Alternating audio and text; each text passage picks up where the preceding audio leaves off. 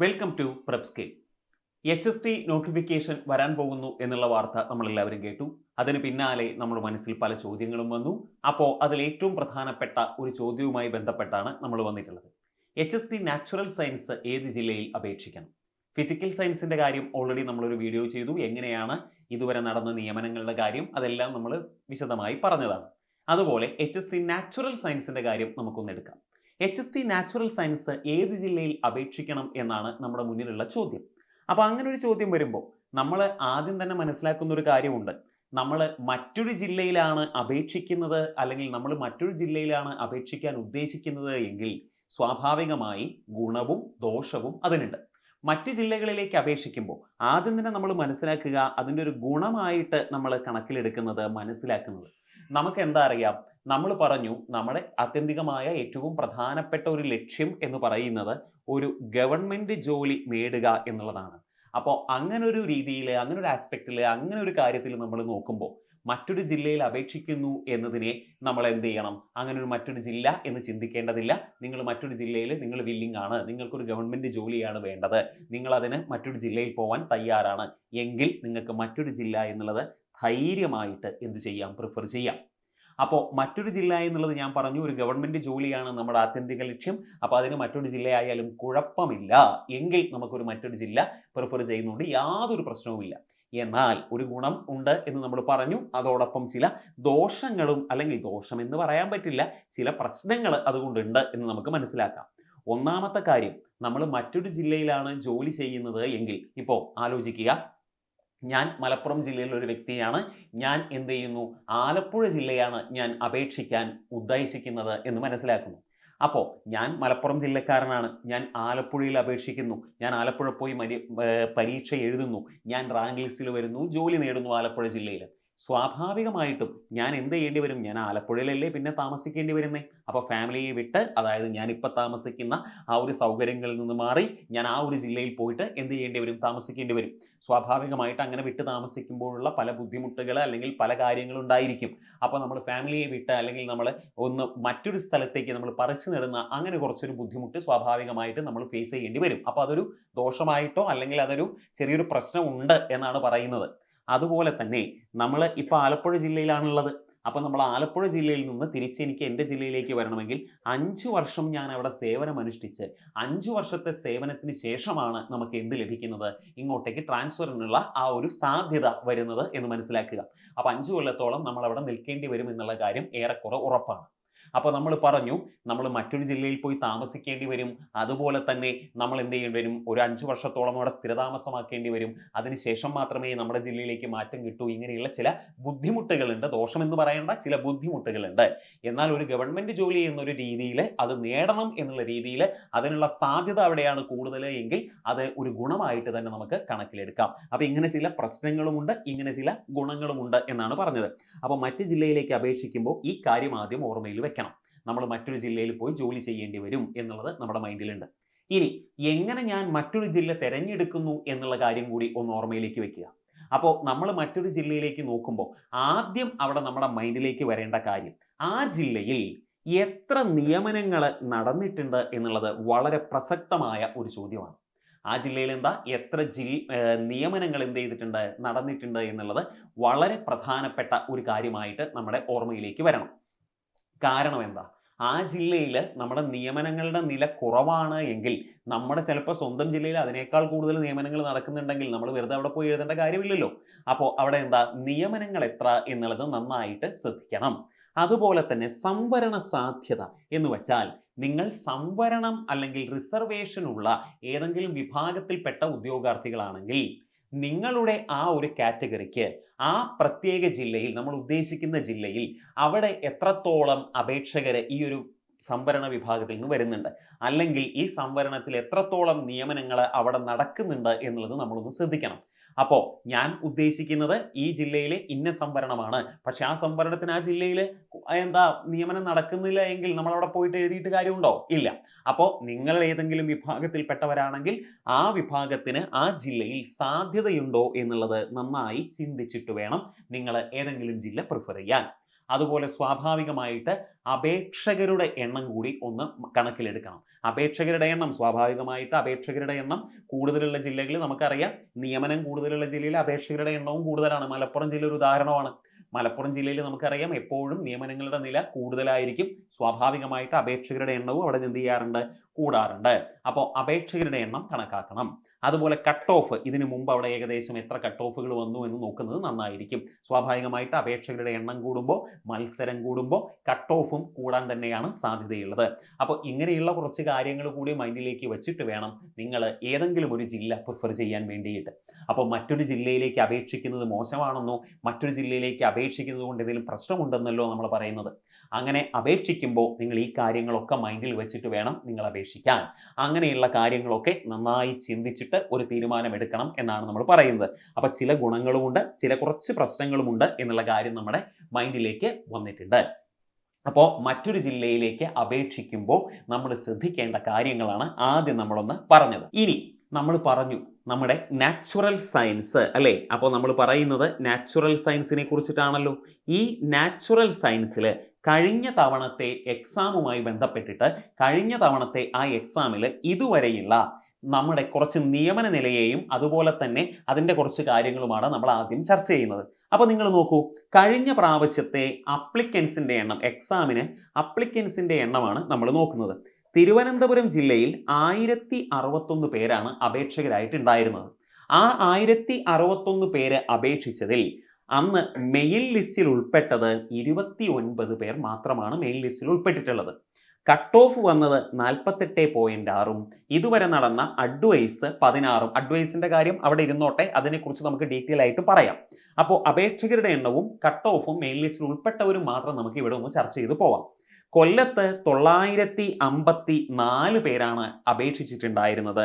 Cut off വന്നത് 47ഉം main ലിസ്റ്റിൽ ഉൾപ്പെട്ടവർ 29ഉം. Main ലിസ്റ്റിന് പുറമെ സപ്ലിമെന്ററി ലിസ്റ്റ് ഉണ്ട്, അതിന്റെ കാര്യം നമുക്ക് അറിയാം. ഇനി ആലപ്പുഴയിൽ 359 പേരെന്ത് ചെയ്തു? അപേക്ഷിച്ചു. 38.33 കട്ട് ഓഫ് വന്നത്. അതിൽ മെയിൻ ലിസ്റ്റിൽ 21 പേരാണ് വന്നത്. പത്തനംതിട്ട ജില്ലയിൽ 211 പേര് അപ്ലിക്കൻസ് ഉണ്ടായിരുന്നു.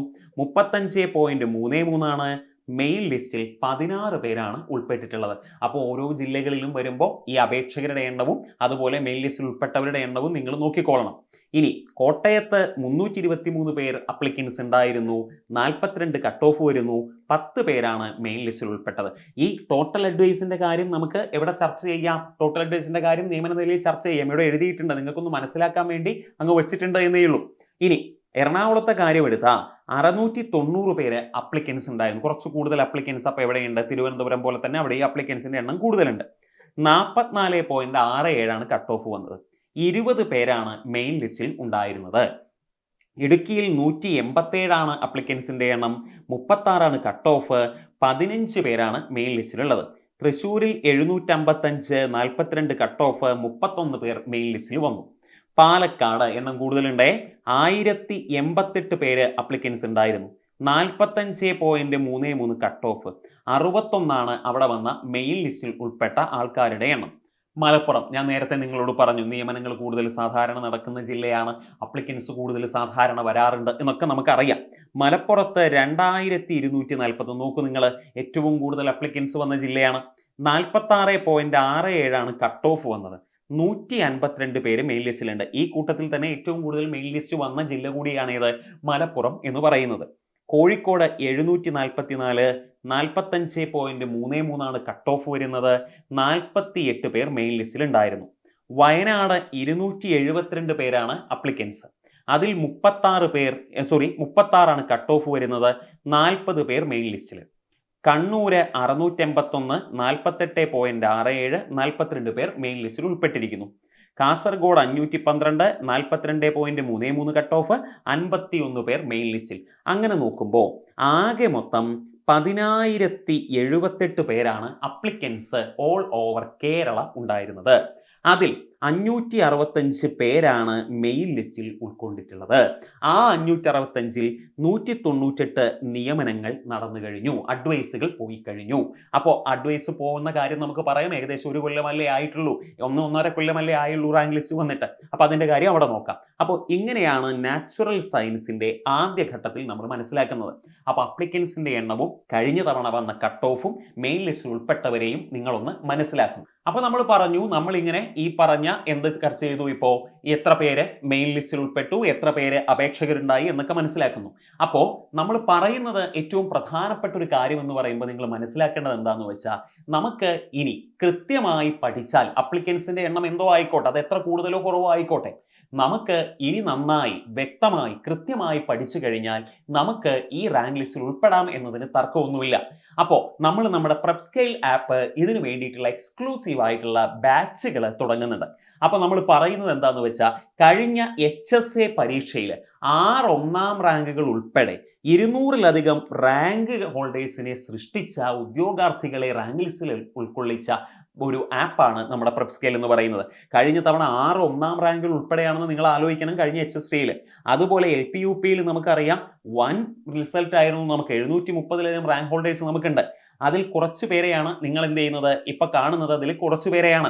ഇതിൽ നിങ്ങൾ നോക്കൂ, ആദ്യം മാത്സിൽ 1-ാം റാങ്ക് ഇടുക്കി, മാത്സിൽ തന്നെ എറണാകുളത്ത് 1-ാം റാങ്ക്, കണ്ണൂരിൽ 1-ാം റാങ്ക്, അതുപോലെ വയനാട് നാച്ചുറൽ സയൻസിൽ 1-ാം റാങ്ക്, സോഷ്യൽ സയൻസ് വയനാട്ടിൽ 1-ാം റാങ്ക്, അതുപോലെ മാത്സ് മലപ്പുറം ജില്ലയിൽ 1-ാം റാങ്ക് തുടങ്ങി ഏറ്റവും കൂടുതൽ 6 ഒന്നാം റാങ്കുകൾ ഉൾപ്പെടെ ധാരാളം പേരെ, 200-ലധികം പേരെ ഉദ്യോഗാർത്ഥികളെ ഈ പറയുന്ന ലിസ്റ്റിൽ എത്തിച്ച പ്രെപ്സ്കെയിൽ ആപ്പിന്റെ ഏറ്റവും പുതിയ HST ബാച്ചുകൾ റീസെന്റ് തുടങ്ങുകയാണ്.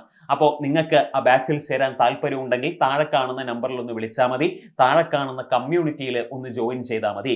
അങ്ങനെ കമ്മ്യൂണിറ്റിയിൽ ജോയിൻ ചെയ്യുമ്പോൾ നിങ്ങൾക്ക് അതിൽ നിന്ന് ഫ്രീ അപ്ഡേറ്റ്സും കാര്യങ്ങളും ലൈവ് അപ്ഡേറ്റ്സും എല്ലാം നിങ്ങൾക്ക് അതിൽ നിന്ന് കിട്ടും. അപ്പോൾ നമ്മുടെ റാങ്ക് ഹോൾഡേഴ്സിനെയാണ് നിങ്ങൾ കാണിച്ചത്. ഈ റാങ്ക് ഹോൾഡേഴ്സുമായിട്ടുള്ള ഇന്റർവ്യൂവും കാര്യങ്ങളും ഒക്കെ എന്ത് ചെയ്യുന്നുണ്ട്, നമ്മുടെ ചാനലിൽ വരുന്നുണ്ട്. അതും കൂടി നിങ്ങളൊന്ന് കാണുമ്പോൾ നിങ്ങൾക്ക് ആ ധാരണ കൂടുതലായിട്ട് മനസ്സിലാക്കിക്കോളും. അപ്പോൾ അതുപോലെ തന്നെ നമ്മുടെ ഈ പറയുന്ന HST പല വിഷയങ്ങളിൽ റാങ്ക് നേടിയ മുൻനിര റാങ്കുകാരെ മാത്രമേ നമ്മൾ ഇത് ഉൾക്കൊള്ളിച്ചിട്ടുള്ളൂ. അവരെയാണ് നിങ്ങളിപ്പോൾ എന്ത് ചെയ്യുന്നത്, കണ്ടുകൊണ്ടിരിക്കുന്നത്. അപ്പോൾ നമ്മുടെ ഏറ്റവും പുതിയ ബാച്ചുകൾ തുടങ്ങുകയാണ്. അപ്പോൾ താല്പര്യം ഉണ്ടെങ്കിൽ ആ കമ്മ്യൂണിറ്റിയിൽ ഒന്ന് ജോയിൻ ചെയ്തിട്ട് അല്ലെങ്കിൽ ആ വാട്സപ്പിൽ ഒന്ന് മെസ്സേജ് ചെയ്താൽ മതി. അപ്പോൾ നമ്മൾ പറഞ്ഞു HST നാച്ചുറൽ സയൻസിന്റെ കാര്യമാണ് പറഞ്ഞത്. നാച്ചുറൽ സയൻസിൽ ഇത്ര പേര് അപേക്ഷിച്ചിരുന്നു, ഇത്ര പേര് അതിൽ എന്ത് ചെയ്തു, മെയിൻ ലിസ്റ്റിൽ വന്നു എന്നൊക്കെ പറഞ്ഞു. ഇനി ഓരോ കാര്യവും ഓരോ ജില്ലാ തലത്തിൽ നമുക്കൊന്ന് ശ്രദ്ധിക്കാം. ആദ്യം നമ്മൾ തിരുവനന്തപുരം ജില്ലയുടെ കാര്യമാണ് എടുക്കുന്നത്. തിരുവനന്തപുരം ജില്ലയിലെ റാങ്ക് ലിസ്റ്റ് വന്നത് 25/8/2023 റാങ്ക് ലിസ്റ്റ് വന്നത്. 25/8/2023 ആലോചിച്ച് നോക്കണം, 1.5 കൊല്ലം ആയിട്ടേ ഉള്ളൂ. ഈ 1.5 കൊല്ലത്തിനിടയിൽ ആകെ 16 അഡ്വൈസുകൾ പോയി കഴിഞ്ഞു. 1.5 കൊല്ലം കൊണ്ട് 16 അഡ്വൈസുകൾ പോയി കഴിഞ്ഞു. നിങ്ങളൊരു കാര്യം ശ്രദ്ധിക്കണേ, ഈ പറയുന്ന തിരുവനന്തപുരം ജില്ലയിൽ നമ്മൾ പറഞ്ഞു മെയിൻ ലിസ്റ്റിലാകെ 29 പേരാവുള്ളേ. അപ്പോൾ ആ ഒരു കാര്യം കൂടി ഞാനൊന്ന് മൈൻഡിൽ വെച്ചിട്ടുണ്ട്. അപ്പോൾ 29 പേര് മെയിൻ ലിസ്റ്റിലുണ്ട്, ഒന്ന് ഓർമ്മയിൽ ഇരിക്കട്ടെ. അപ്പോൾ ടോട്ടൽ അഡ്വൈസുകൾ 16 എണ്ണം പോയി. അതിൽ ഓപ്പൺ കോമ്പറ്റീഷനിൽ 8 വരെ പോയിട്ടുണ്ട്. ഈഴവ 11 വരെ, SC 18 വരെ, ST ഇതുവരെ ഇല്ലാണ്, മുസ്ലിം 19 വരെ, LC 26 വരെ, OBC ഇല്ല, OBC പോയിട്ടില്ല, വിശ്വകർമ്മ 23 വരെ, SIUC Nadar within open competition ആണ്, ഹിന്ദു നാടാരില്ല, SCC ഇല്ല, ധീവര ഇല്ല, EWS ഫിസിക്കൽ സയൻസിന്റെ സമയത്ത് നമ്മൾ പറഞ്ഞു അത് കുറെ മുമ്പായതുകൊണ്ടാണ് EWS സംവരണമില്ല. EWS സപ്ലിമെന്ററി ലിസ്റ്റിൽ 1-ാം റാങ്ക് വരെ പോയിട്ടുണ്ട്. അപ്പൊ നിങ്ങൾ EWSൽ ഉൾപ്പെട്ട ആൾക്കാരാണോ എങ്കിൽ EWS എന്നുള്ള ആ ഒരു സർട്ടിഫിക്കറ്റ് അല്ലെങ്കിൽ അതുമായി ബന്ധപ്പെട്ട കാര്യങ്ങൾ നന്നായി മനസ്സിലാക്കണം. അതിനെക്കുറിച്ച് നമുക്ക് പിന്നീട് പറയാം. അപ്പോൾ EWSലെ സെൽ 01 വരെ പോയിട്ടുണ്ട്. ഇനി കൊല്ലത്തെ കാര്യം എടുത്താൽ 4/7/2023 റാങ്ക് ലിസ്റ്റ് വന്നത്. റാങ്ക് ലിസ്റ്റ് നിങ്ങൾ നോക്കിയേ, ഏറെക്കുറെ എല്ലാം 2023 7, 8, 9, 10 ഈ ഒരു മാസങ്ങളിലായിട്ട് ചെറിയ ചെറിയ വ്യത്യാസമേ ഉള്ളൂ മാസങ്ങൾ തമ്മിൽ. അപ്പോൾ എല്ലാം ഏകദേശം 1.5 കൊല്ലത്തെ കാലാവധിയിലാണ് വന്നിട്ടുള്ളത്. 1.5 കൊല്ലമേ ആയിട്ടുള്ളൂ. അപ്പോൾ അങ്ങോട്ട് വരുമ്പോൾ കൊല്ലം ജില്ലയിൽ വരുമ്പോൾ ഓപ്പൺ കോമ്പറ്റീഷൻ 3 വരെ പോയിട്ടുണ്ട്. ഈഴവ 4, SC 9, നിങ്ങൾ നോക്കിയേ മുസ്ലിം 6, ആകെ 7 വരെ പോയിട്ടുണ്ട്. ആകെ 7 അഡ്വൈസുകളാണ്, 7 വരെയല്ല 7 അഡ്വൈസുകൾ എന്ത് ചെയ്തിട്ടുണ്ട്, പോയിട്ടുണ്ട് എന്നുള്ള കാര്യം ഓർമ്മയിൽ വെക്കുന്നു. ആലപ്പുഴ ഓപ്പൺ 1, ഈഴവ 5 വരെ, SC ഇല്ല, ST ഇല്ല, മുസ്ലിം സപ്ലിമെന്ററി ലിസ്റ്റിൽ 1. അതായത് അവിടെ ഒരു കാര്യം മനസ്സിലാക്കുന്നു, മുസ്ലിം മെയിൻ ലിസ്റ്റിൽ വന്നിട്ടില്ല, അതുകൊണ്ട് സപ്ലിമെന്ററി ലിസ്റ്റിലുള്ള ആദ്യത്തെ ആൾക്കാണ് അഡ്വൈസ് പോയിട്ടുള്ളത്. വിത്തിൻ ഓപ്പൺ കോമ്പറ്റീഷൻ ആണ് LC. അതുപോലെ EWS അവിടെയും നമ്മൾ മനസ്സിലാക്കുന്നുണ്ട് സപ്ലിമെന്ററി ലിസ്റ്റിൽ 1 വരെ. ആകെ 6 അഡ്വൈസുകൾ എവിടെ പോയിട്ടുണ്ട്? നമ്മുടെ ഈ പറയുന്ന ആലപ്പുഴ ജില്ലയിൽ. പത്തനംതിട്ടയിൽ ഓപ്പൺ കോമ്പറ്റീഷനിൽ 2 പോയിട്ടുള്ളത്. 7 വരെ ഏതിൽ പോയിട്ടുണ്ട്? ഈഴവയിൽ പോയിട്ടുണ്ട്. പിന്നെ നമ്മൾ ഇങ്ങനെ നോക്കി പോയി കഴിഞ്ഞാൽ ആകെ അഡ്വൈസ് പോയിട്ടുള്ളത് 3. അപ്പൊ 3 പോയിട്ടുള്ളൂ. അങ്ങനെ ചിന്തിക്കേണ്ട, കാരണം കുറച്ചല്ലേ ആയുള്ളൂ റാങ്ക് ലിസ്റ്റ്. ഇനിയും നിയമനങ്ങൾ നടക്കുമെന്ന് മനസ്സിലാക്കുക. അപ്പോ റാങ്ക് ലിസ്റ്റ് ഇങ്ങനെയാണ് പോകുന്നത്. കോട്ടയത്ത് ഓപ്പണിൽ പോയിട്ടില്ല. ആ കോട്ടയത്ത് ആകെ 1 പോയിട്ടുള്ളൂ. ആ 1 പോയത് ഡിഫറൻറ്റ്ലി ഏബിൾഡ് ലോ വിഷനിലാണ് പോയിട്ടുള്ളത്. അതാണ് ഇതിൽ നില്ല് കാണിച്ചിരിക്കുന്നത് എന്നൊന്ന് മനസ്സിലാക്കുക. ഇനി എറണാകുളത്ത് 1 ഓപ്പൺ കോമ്പറ്റീഷനിൽ പോയിട്ടുള്ളത്. മുസ്ലിം 8 വരെ പോയിട്ടുണ്ട്, 8ാം റാങ്ക് വരെ പോയിട്ടുണ്ട്. ആകെ 2 അഡ്വൈസുകളാണ് എറണാകുളത്ത് പോയിട്ടുള്ളത്. ഇടുക്കിയിലും ഓപ്പണിൽ 1 പോയിട്ടുള്ളൂ. പിന്നെ EWS വിത്തിൻ ഓപ്പൺ കോമ്പറ്റീഷൻ തന്നെയാണ്, ആകെ 2. തൃശ്ശൂര് 5 ഓപ്പൺ കോമ്പറ്റീഷനിൽ പോയിട്ടുള്ളത്. തൃശ്ശൂര് 5. അതിൽ ഈഴവ 9 വരെ, SC 25 വരെ, ST ഇല്ല. മുസ്ലിം വിത്തിൻ ഓപ്പൺ കോമ്പറ്റീഷൻ ആണ്. ലാറ്റിൻ കാത്തലിക്സ് അല്ലെ, അത് സപ്ലിമെന്ററി ലിസ്റ്റിൽ 1ാം റാങ്ക് വരെ പോയിട്ടുണ്ട്. വിശ്വകർമ്മ 4 വരെ പോയിട്ടുണ്ട്. EWS 28 വരെ പോയിട്ടുണ്ട്. അതുപോലെ നമ്മൾ മനസ്സിലാക്കി എന്താണ് ടോട്ടൽ അഡ്വൈസ് 11 എന്നുള്ള കാര്യം ഓർമ്മിക്കുക. 11 അഡ്വൈസ് ആണ് ടോട്ടലി പോയിട്ടുള്ളത്. ഇനി പാലക്കാട് ആകെ 18 OC വരെ പോയിട്ടുണ്ട്, 18 വരെ പോയി. ഈഴവയും 18 വരെ പോയി. SC 36 വരെ. ST എല്ലാം പോയിട്ടുണ്ട്. മുസ്ലിം 22 വരെ പോയിട്ടുണ്ട്. അതുപോലെ SIUC നാടാര് സപ്ലിമെന്ററി ലിസ്റ്റിൽ നിന്ന് 1ാമത്തെ ആളെ എടുത്തിട്ടുണ്ട്. SECയും അതുപോലെ തന്നെ, അതായത് ഷെഡ്യൂൾഡ് കാസ്റ്റ് കൺവേർട്ടഡ് ക്രിസ്ത്യൻസ് അല്ലെ, സപ്ലിമെന്ററി ലിസ്റ്റിൽ 1 വരെ പോയിട്ടുണ്ട്. ധീവരയും അങ്ങനെ തന്നെയാണ്. EWSും കുറച്ചുകൂടി 31 വരെ പോയി. ആകെ 30 അഡ്വൈസുകൾ എവിടെ പോയിരിക്കുന്നു? പാലക്കാട് പോയിരിക്കുന്നു. മലപ്പുറത്തെ കാര്യം എടുത്താൽ, മലപ്പുറം നമ്മൾ പറഞ്ഞു അപ്ലിക്കൻസ് കൂടുതലായിരുന്നു. അവിടെ ടോട്ടൽ നിങ്ങൾ നോക്കൂ, 47 അഡ്വൈസുകൾ പോയി കഴിഞ്ഞു. ആ 47ൽ OC അതായത് ഓപ്പൺ കോമ്പറ്റീഷൻ 30 വരെ പോയി കഴിഞ്ഞു. ഈഴവ 31 വരെ പോയിട്ടുണ്ട്. SC വിത്തിൻ ഓപ്പൺ കോമ്പറ്റീഷൻ ആണ്. ST സപ്ലിമെന്ററി ലിസ്റ്റിലെ 3ാം റാങ്ക് വരെ പോയിട്ടുണ്ട്. മുസ്ലിം 32 വരെ പോയി. LC ആംഗ്ലോ ഇന്ത്യൻസും LCയും 54 വരെ. OBC വിത്തിൻ ഓപ്പൺ കോമ്പറ്റീഷൻ ആണ്. അതുപോലെ വിശ്വകർമ്മ 47 വരെ പോയിട്ടുണ്ട്. ഇനി 121 വരെ SIUC നാടാര് പോയിട്ടുണ്ട്. ഹിന്ദു നാടാര് പോയിട്ടില്ല. SEC ഇല്ല. അതുപോലെ SEC 59 വരെ പോയിട്ടുണ്ട്. ധീവര 62 വരെ. EWS 79 വരെ. ടോട്ടൽ നിങ്ങൾ നോക്കൂ, 47 അഡ്വൈസുകൾ എവിടെ പോയി കഴിഞ്ഞിരിക്കുന്നു? മലപ്പുറം ജില്ല. നേരത്തെ നമ്മൾ പറഞ്ഞു, സ്വാഭാവികമായിട്ട് അങ്ങനെയാണല്ലോ, നിയമനം കൂടുതൽ നടക്കുന്ന ജില്ലയാണ്. കോഴിക്കോട് OCയിൽ 1 പോയിട്ടുള്ളൂ. ആകെ 2 നിയമനങ്ങളാണ് നടന്നിട്ടുള്ളത്. വയനാട് ജില്ലയിലേക്ക് എടുത്തിയാൽ ഓപ്പൺ കോമ്പറ്റീഷനിൽ 4 വരെ പോയി. ഈഴവ 15 വരെ. SC 14 വരെ. അതിനുശേഷം നോക്കി മുസ്ലിം 8, അതുപോലെ OBC 4, പിന്നെ EWS 11 വരെ പോയി. ടോട്ടൽ അഡ്വൈസുകൾ 9 വയനാട് ജില്ലയിൽ പോയിട്ടുണ്ട്. ഇനി കണ്ണൂരെ കാര്യമെടുത്ത ഓപ്പൺ കോമ്പറ്റീഷൻ 17 വരെ, 20 വരെ ഈഴവ പോയിട്ടുണ്ട്. അതുപോലെ നിങ്ങൾ നോക്കിയേ, ST സപ്ലിമെന്ററി ലിസ്റ്റിൽ 2ാമത് പോയിട്ടുണ്ട്. മുസ്ലിം സപ്ലിമെന്ററി ലിസ്റ്റിൽ 2ാം റാങ്ക് വരെ പോയി. ലാറ്റിൻ കാത്തലിക്സ് സപ്ലിമെന്ററി ലിസ്റ്റിൽ 1ാം റാങ്ക് പോയി. അതുപോലെ വിശ്വകർമ്മ 23 വരെ പോയി. ആകെ 27 അഡ്വൈസുകൾ പോയി. അവിടെയും EWS പോയിട്ടുണ്ട് 18 വരെ. ഇനി കാസർഗോഡ് 22 ഓപ്പൺ കോമ്പറ്റീഷനിൽ. ഈഴവ 14 വരെ. SC സപ്ലിമെന്ററി ലിസ്റ്റിൽ 1 വരെ. ST സപ്ലിമെന്ററി ലിസ്റ്റിൽ 1 വരെ. സപ്ലിമെന്ററി ലിസ്റ്റിൽ 1 ലാറ്റിൻ കാത്തലിക്സ്. മുസ്ലിംസ് 28 വരെ പോയിട്ടുണ്ട്. വിശ്വകർമ്മ സപ്ലിമെന്ററി ലിസ്റ്റിൽ 1ാം റാങ്ക് വരെ പോയിട്ടുണ്ട്. ഹിന്ദു നാടാർ സപ്ലിമെന്ററി ലിസ്റ്റിൽ 1ാം റാങ്ക് വരെ പോയിട്ടുണ്ട്. അതുപോലെ കൺവേർട്ടഡ് ക്രിസ്ത്യൻസ് സപ്ലിമെന്ററി ലിസ്റ്റിൽ 1ാം റാങ്ക് വരെ. ധീവര സപ്ലിമെന്ററി ലിസ്റ്റിൽ 1ാം റാങ്ക് വരെ. അതുപോലെ സപ്ലിമെന്ററി ലിസ്റ്റിൽ 1ാം റാങ്ക് വരെ EWS പോയിട്ടുണ്ട്. ആകെ 35 അഡ്വൈസുകൾ പോയി. ടോട്ടൽ 198 അഡ്വൈസുകൾ ഓൾ കേരള പോയിരിക്കുന്നു. 1.5 വർഷം സമയം എത്രയാണ്? ഇനിയുള്ള 1.5 വർഷവും കൂടി സമയം ഏകദേശം കിട്ടുമെന്ന് മനസ്സിലാക്കുക. അപ്പോ ഇങ്ങനെയാണ് നിയമന നില. ഇപ്പോഴത്തെ HST നാച്ചുറൽ സയൻസിന്റെ നിലവിലുള്ള റാങ്ക് ലിസ്റ്റിന്റെ നിയമന നില എന്ന് പറഞ്ഞാൽ ഇങ്ങനെയാണ് എന്നാണ് നമ്മൾ ഓർക്കുന്നത്. നമ്മൾ പറഞ്ഞു ഇങ്ങനെയാണ് നിയമന നിലകൾ വരുന്നത്.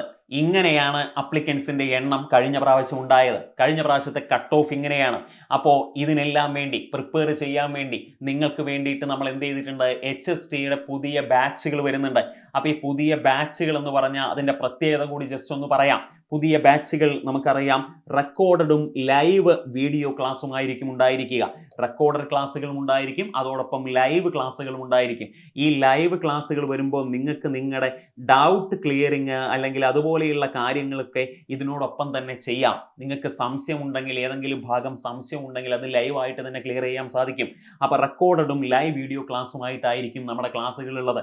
അതുപോലെ തന്നെ പൂർണ്ണമായിട്ടും ഒരു ടൈം ടേബിൾ ബേസ്ഡ് ആയിട്ടായിരിക്കും നമ്മൾ പോകുന്നത്. കൃത്യമായിട്ട് ഇന്ന ദിവസം ഏത് കാര്യം പഠിക്കണം, ആ കാര്യത്തെക്കുറിച്ചിട്ടുള്ള കാര്യങ്ങളുടെ എക്സാം അന്നേ ദിവസം തന്നെ ഉണ്ടായിരിക്കും. അപ്പോൾ ഓരോ ഭാഗവും ഓരോ കാര്യങ്ങളും നിങ്ങൾക്ക് പഠിച്ചെടുക്കാൻ സമയം കിട്ടും. നിങ്ങൾ ആലോചിക്കണം, നമ്മുടെ നോട്ടിഫിക്കേഷൻ നമ്മൾ പറഞ്ഞു ഡിസംബർ 31 നോട്ടിഫിക്കേഷൻ വരുന്നു. അതിന് നമുക്കറിയാം ജനുവരി 29 വരെയാണ് അപ്ലിക്കേഷൻ അയക്കാനുള്ള സമയം പറയുന്നത്. അത് കഴിഞ്ഞാൽ ഏകദേശം ഒരു 6 അല്ലെങ്കിൽ 7 മാസം കൊണ്ടായിരിക്കും എക്സാം ഉണ്ടായിരിക്കുക. അപ്പോൾ ഈ എക്സാമിന് മുമ്പ് ഈ പറയുന്ന ഭാഗങ്ങൾ അത്യാവശ്യം നല്ല സിലബസ് ആണ്. ഈ സിലബസ് പൂർണ്ണമായും പഠിച്ചു തീർക്കണം, പൂർണ്ണമായും കവർ ചെയ്യണമെങ്കിൽ കൃത്യമായ വെൽ പ്ലാൻഡ് ആയിരുന്നാൽ മാത്രമേ സാധിക്കൂ. അപ്പോൾ പൂർണ്ണമായിട്ടും കൃത്യമായിട്ടൊരു ടൈം ടേബിളിലൂടെ കൃത്യമായിട്ട് മുന്നോട്ട് പോയാലേ നമുക്കിത് കവർ ചെയ്യാൻ പറ്റൂ. അപ്പോൾ അതിനുവേണ്ടി കൃത്യമായ ടൈം ടേബിൾ ബേസ്ഡ് ഒരു സിസ്റ്റമാറ്റിക് സ്റ്റഡി പ്ലാൻ നമുക്കുണ്ടായിരിക്കും. അതുപോലെ തന്നെ നിങ്ങൾ കാണുന്ന ക്ലാസ്സുകളുടെ PDF നോട്ടുകൾ നിങ്ങൾക്ക് ലഭ്യമായിരിക്കും. അപ്പോൾ നിങ്ങൾക്ക് എന്ത് ചെയ്യാം, ആ കാണുന്ന ഭാഗം വീണ്ടും PDF നോട്ട് നിങ്ങൾക്ക് വായിച്ച് വീണ്ടും മനസ്സിൽ ഉറപ്പിക്കാം. ലൈവ് അതുപോലെ റെക്കോർഡഡ് ക്ലാസ്സുകൾ ഉണ്ടെന്ന് പറഞ്ഞു. നിങ്ങൾക്ക് ഇഷ്ടമുള്ള സൗകര്യമുള്ള സമയത്ത് കാണാം. വീണ്ടും വീണ്ടും ആ ഭാഗം പഠിക്കണമെങ്കിൽ വീണ്ടും കാണാം. ഇങ്ങനെ ഒരുപാട് ഓപ്ഷൻസുകൾ മുന്നിലുണ്ട്. അതുപോലെ ഞാൻ നേരത്തെ പറഞ്ഞു ഡെയിലി വീക്ക്ലി റിവിഷൻ എക്സാമുകൾ ഉണ്ടായിരിക്കും. ഓരോ ദിവസവും പഠിച്ച കാര്യം അന്നു തന്നെ എക്സാം ഉണ്ടായിരിക്കും. അതുപോലെ ഓരോ ആഴ്ചയും പഠിച്ച കാര്യങ്ങൾ അതത് തന്നെ റിവിഷൻ ചെയ്യുന്നുണ്ടാവും. അപ്പോൾ ഓരോ ഭാഗവും ഓരോ ഏരിയയും നമ്മൾ തറവായിട്ട് പഠിച്ചതിന് ശേഷം മാത്രമേ അടുത്തതിലേക്ക് നമ്മൾ കടക്കുകയുള്ളൂ. അപ്പോൾ കൃത്യമായിട്ട് പഠിച്ചു പോവാം. അതുപോലെ ഒരു മെന്റർ സപ്പോർട്ട്, നിങ്ങൾക്ക് നിങ്ങളുടെ സംശയങ്ങൾ, നിങ്ങൾക്ക് ഏതെങ്കിലും ഭാഗങ്ങൾ കൂടുതൽ മനസ്സിലാക്കണം, നിങ്ങൾക്ക് ഏതെങ്കിലും ഭാഗങ്ങളെക്കുറിച്ച് എന്തെങ്കിലും ഡൗട്ടുകൾ ഉണ്ട്, അപ്പോൾ അത് ഫാക്കൽറ്റിയുമായിട്ട് നിങ്ങൾക്ക് ക്ലിയർ ചെയ്യാം. ഫാക്കൽറ്റിയോട് നിങ്ങൾക്ക് ചോദിക്കാം, അല്ലെങ്കിൽ മെന്ററിനോട് നിങ്ങൾക്ക് ചോദിക്കാം. അപ്പോൾ നിങ്ങൾക്ക് എന്തെങ്കിലും ബുദ്ധിമുട്ടുണ്ട്, അപ്പോൾ മെന്റർ സപ്പോർട്ട് നിങ്ങൾക്ക് ഉണ്ടായിരിക്കും. അതുപോലെ പ്രീവിയസ് ഇയർ എക്സാമുകൾ നിങ്ങൾക്ക് ചെയ്യാൻ പറ്റും. അപ്പോൾ പഴയ എക്സാമുകൾ ചെയ്യുന്നതോട് കൂടിയിട്ട് നിങ്ങൾക്ക് എന്ത് ചെയ്യാൻ പറ്റും, കൂടുതൽ ഏത് ഭാഗത്തു നിന്നാണ് വരുന്നത്, കൂടുതൽ ഏത് ഭാഗമാണ് ഫോക്കസ് ചെയ്യണ്ടേ, ആ ഭാഗം ഞാൻ കുറച്ച് പഠിച്ചത് കുറഞ്ഞു പോയല്ലോ, ആ ഭാഗം ഒന്നുകൂടി പഠിക്കണ്ടേ, നിങ്ങൾക്ക് സ്വയം വിലയിരുത്താൻ പറ്റും. സ്വയം നിങ്ങൾക്ക് ഏത് ഭാഗം കൂടുതൽ പഠിക്കണമെന്നൊരു ധാരണ ഉണ്ടാക്കിയെടുക്കാൻ പറ്റും. അപ്പോൾ പ്രീവിയസ് ഇയർ എക്സാമുകൾ ഉണ്ടായിരിക്കും, മോഡൽ എക്സാം ഉണ്ടായിരിക്കും, അതോടൊപ്പം റാങ്ക് ലിസ്റ്റ് ഉണ്ടായിരിക്കും. ഇങ്ങനെ നിങ്ങളൊരു മോഡൽ എക്സാം എഴുതുന്നു, നിങ്ങൾ മനസ്സിലാക്കണം, നിങ്ങൾ ഇങ്ങനെ ഒരു മോഡൽ എക്സാം എഴുതുമ്പോൾ ഓൾ കേരളയുള്ള വിദ്യാർത്ഥികളോടൊപ്പമാണ്, ഉദ്യോഗാർത്ഥികളോടൊപ്പമാണ് നിങ്ങൾ ഇങ്ങനെ ഒരു എക്സാം അറ്റൻഡ് ചെയ്യുന്നത്. അങ്ങനെ ഓൾ കേരള അങ്ങനെ ഒരു എക്സാം എഴുതുമ്പോൾ നിങ്ങൾ ആലോചിച്ച് നോക്കിയേ, നിങ്ങളൊരു 1000 ആളാണ് നിങ്ങൾ എക്സാം എഴുതുന്നത് എന്ന് വിചാരിക്കുക. ഈ 1000 ആൾ എക്സാം മോഡൽ എക്സാം എഴുതി കഴിഞ്ഞാൽ ഇതിൻ്റെ ഒരു റാങ്ക് ലിസ്റ്റ് ഇടും. അപ്പോൾ ചിലപ്പോൾ നിങ്ങൾ ആദ്യത്തെ ദിവസം നിങ്ങൾ റാങ്ക് ലിസ്റ്റിൽ നിങ്ങളുടെ സ്ഥാനം 560 ആയിരിക്കും. അടുത്ത എക്സാം ആകുമ്പോഴേക്കും നിങ്ങളുടെ സ്ഥാനം 270 ആയി. പിന്നത്തെ എക്സാമിൽ നിങ്ങൾ 100ാം റാങ്കിലേക്ക് വന്നു. പിന്നത്തെ എക്സാമിൽ നിങ്ങൾ 60ാം റാങ്കിലേക്ക് വന്നു. അപ്പം നിങ്ങൾക്ക് ഓരോ എക്സാം കഴിയും തോറും റാങ്ക് ലിസ്റ്റിൽ നിങ്ങളുടെ സ്ഥാനം വ്യക്തമായിട്ട് മനസ്സിലാക്കാം. നിങ്ങൾ എത്രത്തോളം പഠിച്ചു, ഞാനിനി കൂടുതൽ ഏത് ഭാഗമാണ് പഠിക്കേണ്ടേ, ഞാനിനി ഏത് ഭാഗമാണ് കൂടുതൽ കോൺസെൻട്രേറ്റ് ചെയ്യേണ്ടേ എന്ന് വ്യക്തമായിട്ട് നിങ്ങൾക്ക് മനസ്സിലാവും. റാങ്ക് ലിസ്റ്റിൽ നിങ്ങളുടെ പേര് വരുന്നു. അപ്പം നിങ്ങൾക്ക് മത്സരം, ആരോഗ്യപരമായൊരു മത്സരം നിങ്ങളുടെ മനസ്സിൽ വരുന്നു. അപ്പോൾ ആ റാങ്ക് ലിസ്റ്റിൽ എനിക്ക് മുന്നിൽ എത്തണമെന്നുള്ള വാശി വരുന്നു. അങ്ങനെ നമുക്ക് റാങ്ക് ലിസ്റ്റിൽ എത്താൻ പറ്റുന്നു. അപ്പം നമ്മൾ ഇങ്ങനെ പഠിച്ച് നമ്മൾ എന്ത് ചെയ്യുന്നു, ഏറ്റവും 1ാം റാങ്കിലേക്ക് എല്ലാവരും എത്തട്ടെ എന്നാണ് പറയാനുള്ളത്. അപ്പോൾ നമ്മൾ ഏറ്റവും നന്നായി പഠിക്കാൻ വേണ്ടിയിട്ടാണ് ഈ റാങ്ക് ലിസ്റ്റ് എക്സാമുകൾ വരുന്നത്. അതുപോലെ ലൈവ് ക്വസ്റ്റ്യൻ ഡിസ്കഷനുകൾ ഉണ്ടായിരിക്കും. അങ്ങനെ ലൈവ് ക്വസ്റ്റ്യൻ ഡിസ്കഷൻ ഉണ്ടാകുമ്പോൾ ഞാൻ നേരത്തെ പറഞ്ഞ പോലെ നിങ്ങൾക്ക് നിങ്ങളുടെ ഡൗട്ടുകൾ ക്ലിയർ ചെയ്യാം, നിങ്ങൾക്ക് നിങ്ങളുടെ സംശയങ്ങൾ തീർക്കാം, നിങ്ങൾക്ക് ആ ഭാഗത്തുള്ള എന്തെങ്കിലും ചെറിയ ബുദ്ധിമുട്ടുകൾ ഉണ്ടെങ്കിൽ തീർക്കാം. ഇതിനൊക്കെയുള്ള അവസരമാണ് കിട്ടുന്നത്. അപ്പോൾ നമ്മൾ ഇങ്ങനെയെല്ലാം ഉള്ള നമ്മുടെ HST ബാച്ചുകൾ, പുതിയ ബാച്ചുകൾ ഉടൻ ആരംഭിക്കുകയാണ്. അപ്പോൾ നിങ്ങൾ ഒരു കാര്യം ചെയ്യുക, നിങ്ങൾ എന്ത് ചെയ്യുക, താഴെ കാണുന്ന കമ്മ്യൂണിറ്റിയിൽ ഒന്ന് ജോയിൻ ചെയ്യുക, അല്ലെങ്കിൽ വാട്സപ്പിൽ ഒന്ന് മെസ്സേജ് ചെയ്യുക, അല്ലെങ്കിൽ താഴെ കാണുന്ന നമ്പറിൽ ഒന്ന് വിളിച്ചാൽ മതി. നിങ്ങൾക്ക് വേണ്ട ഡീറ്റെയിൽസ് അതിൽ നിന്ന് കിട്ടും. ഇനി ഒരു കാര്യം കൂടി മനസ്സിലാക്കുക, നിങ്ങൾ ഇനി വേറെ ഏതെങ്കിലും സബ്ജക്റ്റ് പെട്ട നിങ്ങളുടെ സുഹൃത്തുക്കൾ ഉണ്ടെങ്കിൽ ഇതിന് താഴെ എന്തുണ്ട്, നമ്മുടെ ഡിസ്ക്രിപ്ഷൻ ബോക്സിൽ ഓരോ സബ്ജക്റ്റിനെ കുറിച്ചിട്ടുള്ള വീഡിയോസും അതിന്റെ നിയമന നിലയും കാര്യങ്ങളും ഒക്കെ പറയുന്നുണ്ട്. അപ്പോൾ അവർക്കും കൂടി ഉപകാരപ്രദമാവും. ഇനി ഒരു കാര്യം, ഇപ്പൊ നമ്മൾ ഈ പറയുന്ന നാച്ചുറൽ സയൻസിന്റെ അല്ലെങ്കിൽ ഈ പറയുന്ന ഓരോ സബ്ജക്റ്റിന്റെയും നമ്മൾ എന്ത് കണ്ടു, നിയമന നിലകൾ നമ്മൾ കണ്ടു. ആ നിയമന നില നിങ്ങൾക്ക് കാണണോ, നിങ്ങൾക്ക് അത് വെറുതെ സ്ക്രീൻഷോട്ട് എടുക്കാനൊന്നും നിൽക്കണ്ട. താഴെ കാണുന്ന അതിലൊന്ന് മെസ്സേജ് ചെയ്താൽ മതി. നിങ്ങൾക്ക് എന്ത് ചെയ്യാം, നിങ്ങൾക്കത് താഴെ കാണുന്നതിൽ നിന്ന് നിങ്ങൾക്കത് വാട്സപ്പ് മെസ്സേജ് ആയിട്ട് നിങ്ങൾക്ക് ലഭിക്കും. അപ്പോൾ അതിനുള്ള ഓപ്ഷനും ഉണ്ട്. അപ്പോൾ ഇങ്ങനെയെല്ലാമാണ് നമ്മുടെ ബാച്ചിന്റെ സവിശേഷതകൾ എന്നൊന്ന് മനസ്സിലാക്കുക. അപ്പോൾ നിങ്ങൾക്ക് താല്പര്യം ഉണ്ടെങ്കിൽ ഉടൻ തന്നെ ഇതിലൊന്ന് വാട്സപ്പ് കമ്മ്യൂണിറ്റിയിലും ബാക്കി കാര്യത്തിലൊന്നും ജോയിൻ ചെയ്യുക. Okay, thank you.